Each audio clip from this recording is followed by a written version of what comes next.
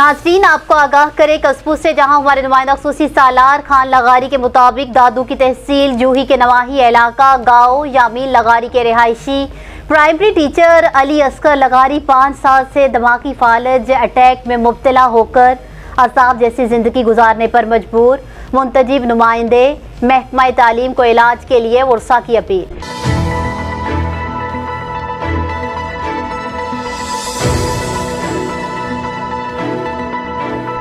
तफसीलात के मुताबिक दादू की तहसील जूही के नवाही इलाका काचू के गाँव यामीन लगारी के रिहायशी प्राइमरी टीचर अली असगर लगारी 5 साल कबल बल्दियाती इलेक्शन में ड्यूटी के दौरान दिमागी फालज अटैक पड़ने से बेहोश हो गए, जिन्हें हैदराबाद के अस्पताल ICU वार्ड में दाखिल किया गया। जबकि पैसे खत्म होने के बाद प्राइमरी टीचर अली असगर लगारी को वापस घर लाया गया, जो आज अजाब जैसी जिंदगी गुजारने पर मजबूर है।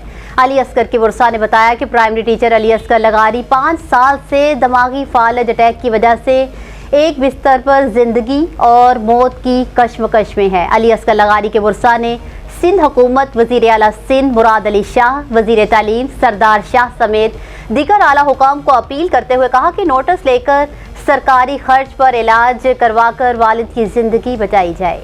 न्यूज़ स्टूडियो से फिल वक्त इतना ही। मज़ीद अपडेट्स के लिए देखते रहिए BBC 11 हेडलाइंस न्यूज़।